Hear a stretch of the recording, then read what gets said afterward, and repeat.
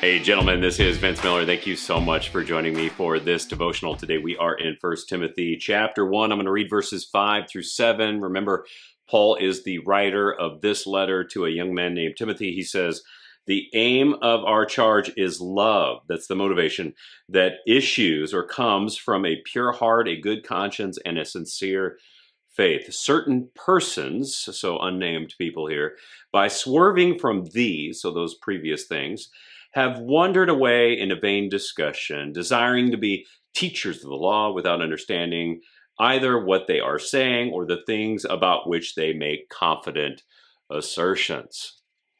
So in the first few verses, we learn that Paul wants Timothy to remain in Ephesus, and this young man will have to do the hard work of addressing some woke theology in the church, but Paul knows that this is going to help him to develop some much needed courage.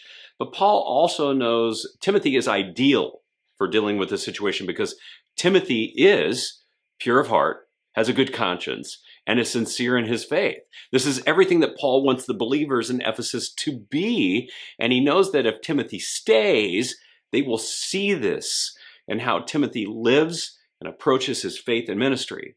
But this would be in sharp contrast to certain believers in Ephesus whose motivations are, maybe a bit public and showy and obviously assertive. Now, this can easily happen to any believer in any position of leadership. We just get a little intoxicated with the power of our position or the pedestal from which we lead, and gradually our motivation will shift, won't it? We leave behind motivation done from a pure heart and become attracted to the power of publicity done for our own advantage.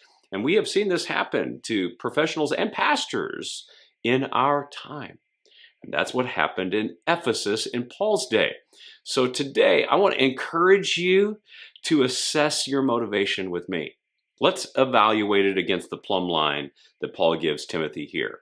Love that comes from a pure heart and a good conscience and a sincere faith. And if there is something you're about to do today that doesn't line up with this, then ask this question. What is my motivation? Why am I doing this thing? And then I would plumb it up before you do something a little bit public, showy, and assertive that will require uncomfortable public correction. How about that?